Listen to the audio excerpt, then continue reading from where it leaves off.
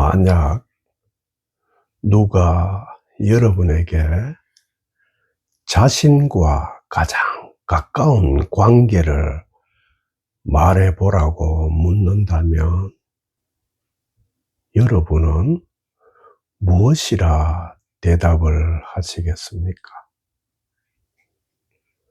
물론 사람마다 대답이 다 다를 수밖에 없겠지만 그래도 아마 대부분의 사람들은 가족을 가장 먼저 떠올릴 것입니다. 어쩌면 소중한 추억이 있는 동물이나 식물 혹은 어떤 물건을 떠올리는 분도 있을지 모르겠습니다. 그런데 좀 더 깊이 생각해 보면 가족이나 소중한 동물 혹은 물건은 사실 2차적인 관계입니다. 이보다 더 직접적이고 더 가까운 1차적인 관계가 있습니다. 그것이 바로 우리가 나라고 부르는 다소 추상적인 대상과 몸이라는 보다 구체적인 대상입니다. 그리고 2차적인 가족이나 물건이라는 관계는 1차적인 나와 몸이라는 대상이 없이는 성립이 될 수 없는 관계입니다. 다시 말해 1인칭인 나라는 1차적인 관계가 먼저 있어야 2인칭과 3인칭이라는 2차적인 관계가 발생할 수 있습니다. 그리고 인간이란 종에게 있어 몸은 상당한 특수성을 가지고 있습니다.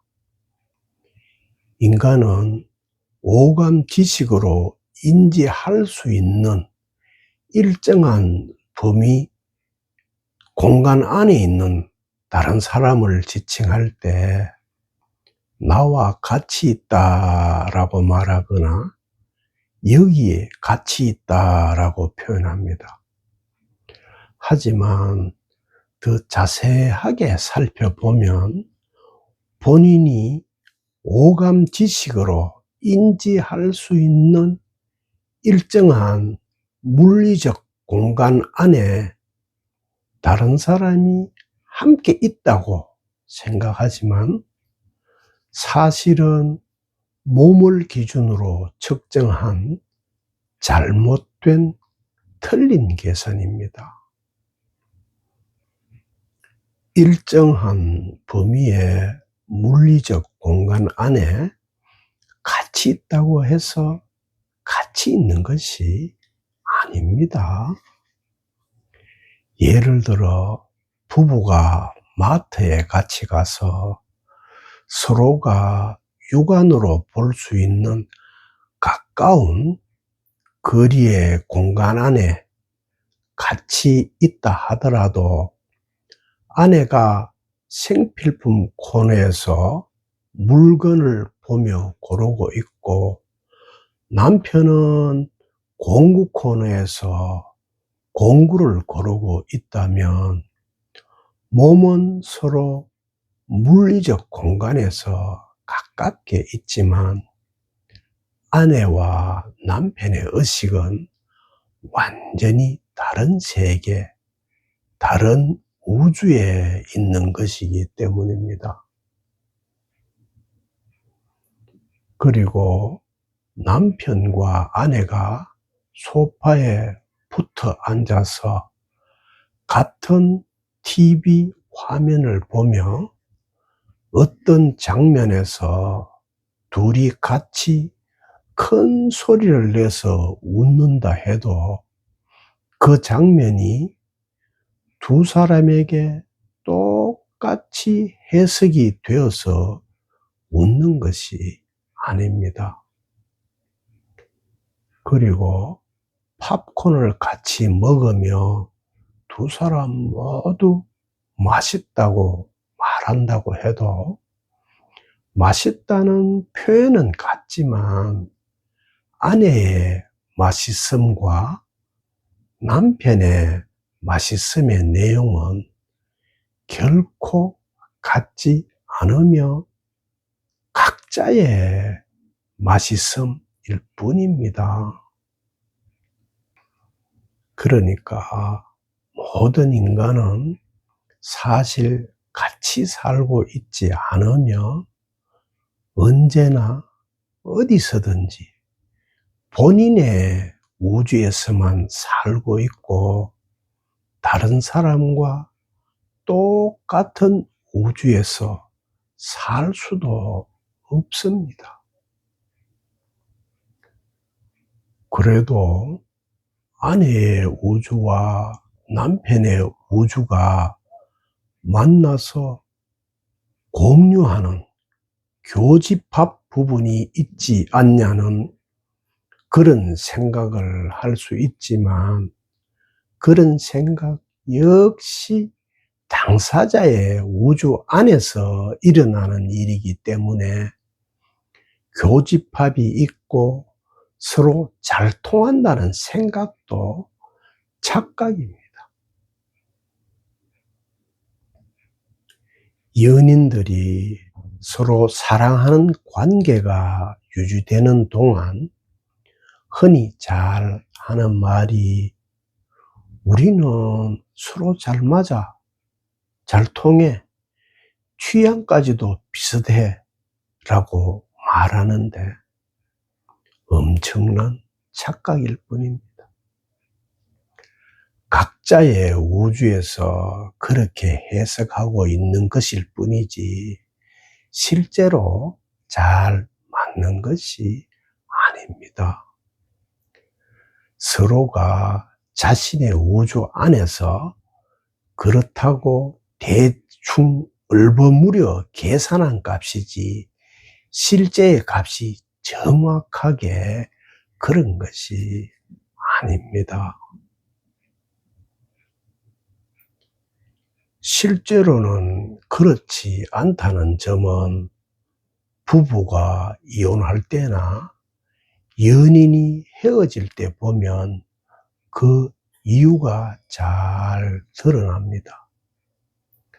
그렇게 잘 맞더니 왜 갑자기 잘 맞지 않고 잘 통하지 않아 헤어지게 된 것일까요? 애초에 잘 맞거나 잘 통하는 그런 일이 실제로 있었던 것이 아니고 본인들이 그렇다고 착각하고 있었다가 그런 것이 아니라는 또 다른 착각이 일어났기 때문에 그렇게 된 것입니다. 다시 말해 처음에 잘 맞는다고 생각했던 그것도 착각이고 나중에 잘 맞지 않는다는 그것 역시 착각입니다. 이 두 가지 착각이 각자의 우주에서 따로 일어나고 있는 것입니다. 그리고 이렇게 잘못된 계산을 하게 되는 이유는 몸을 계산의 기준으로 정하고 몸이 전하는 소식만 계산했기 때문에 일어나게 됩니다. 그러므로 올바로 계산을 하려면 몸을 기준으로 하는 계산 방법을 폐기해야 합니다. 그러니까 몸 이전의 소식을 계산하는 방법을 배우려면 몸이 나라는 기준을 해체해야 하며 그렇게 하기 위해서는 무엇이 나이고 몸이 아닌 무엇이 정말 올바른 기준인지부터 볼 안목이 있어야 합니다. 여러분에게 무엇이 나입니까? 대다수의 사람들은 몸이 나라는 인류 사회 문화적인 거대한 최면에 걸려 있습니다.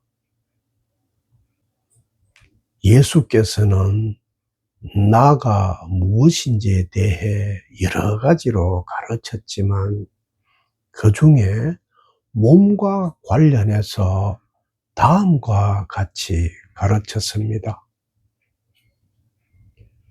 내가 너희에게 말한다. 목숨을 부지하려고 무엇을 먹을까? 무엇을 마실까? 또 몸을 보호하려고 무엇을 입을까 걱정하지 마라.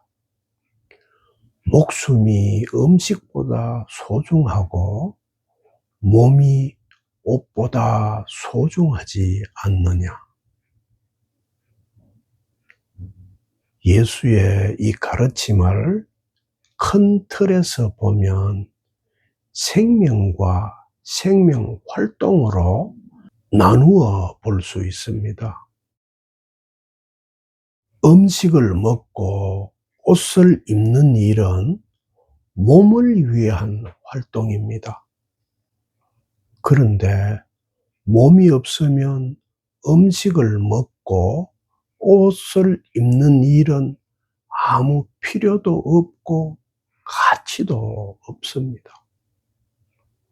따라서 음식을 먹고 옷을 입는 일은 몸의 활동에 속합니다.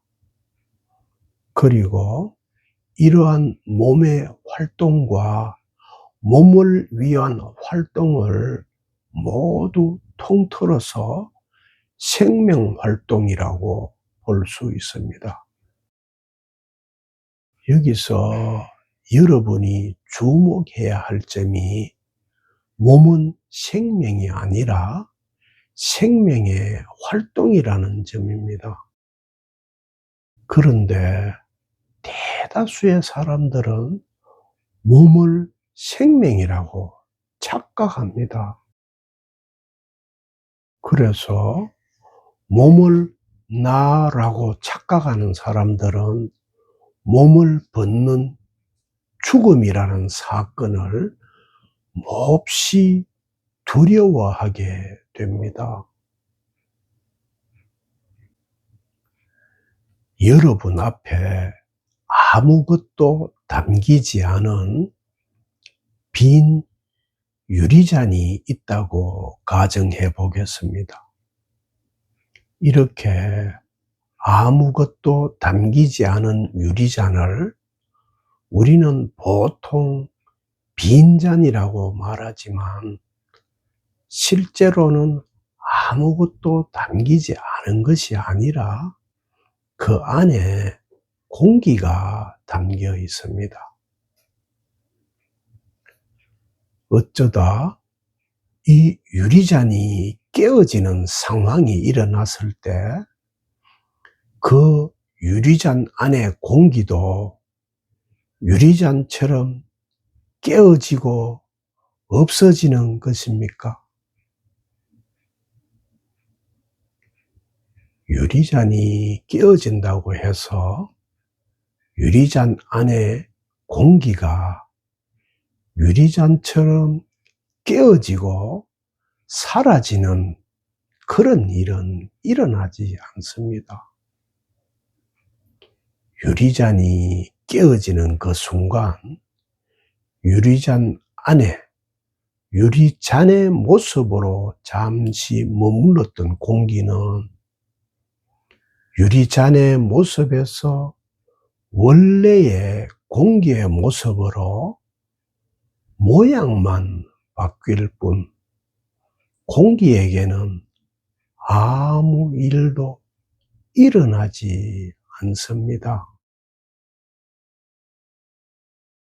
그래서 불교에서는 이 진실을 가리켜 무생법인이라고 말하는 것입니다. 예수께서 명확하게 가리켜 보이듯이 여러분에게 가장 직접적인 관계는 옷도 음식도 몸도 아닙니다. 다시 말해 몸은 여러분이 아닙니다. 그렇다면 여러분은 무엇일까요?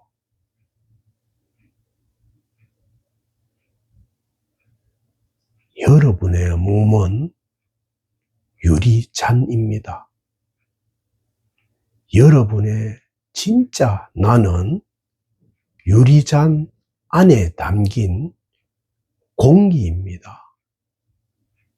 그리고 이 공기가 유리잔 안에 머물러 있을 때도 유리잔 바깥의 공기와 분리되어 있지 않습니다.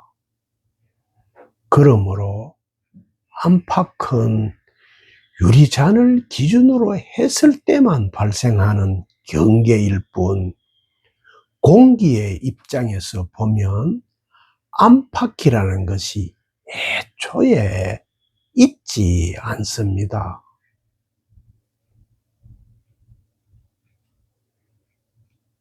여러분은 몸이 아닙니다. 몸은 생명이 여러 가지 모습으로 현현하는 생명 활동의 다양한 모습 중에 하나일 뿐입니다. 그러므로 여러분은 결코 깨어질 수 없고 사라질 수 없는 생명 그 자체이지 유리잔처럼 깨어지고 변하는 생명 활동 중에 하나인 몸 따위가 결코 아닙니다.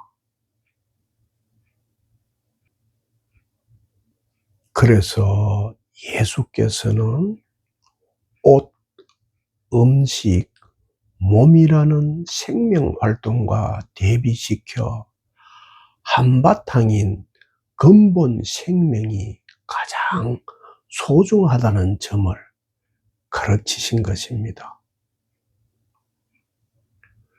탄생과 죽음은 생명 활동의 여러 모습 중에 하나일 뿐이지 생명 그 자체가 아닙니다. 착각에 속지 마십시오. 물결의 모양이 바뀌고 사라진다고 해서 물 그 자체가 사라지는 것이 결코 아닙니다. 물결이 사라지는 것은 단지 물이 만들었던 어떤 모양이 잠시 나타났다가 다른 모양으로 바뀌는 사건에 지나지 않습니다. 탄생이 아름답듯이 죽음 또한 탄생과 똑같이 아름답습니다. 탄생과 삶과 죽음은 모두가 한바탕인 생명이 펼치는 생명의 잔치이고 춤판이기 때문입니다. 우주 만상은 있는 그대로, 일어나는 그대로 온통으로 아름답습니다. 여러분의 인생을 마음껏 펼치고 즐기십시오. 날마다 남들과 같이 손잡고 한껏 즐기십시오. 여러분이 그렇게 하라고 우주 전체가 여러분을 탄생시킨 것입니다. 여러분이 바로 생명 그 자체입니다.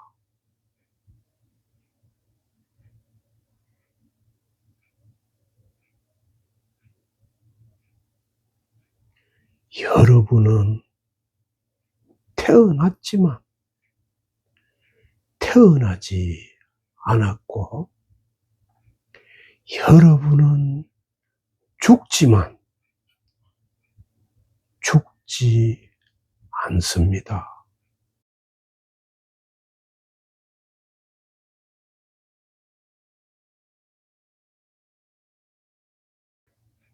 여러분은 불생불멸입니다.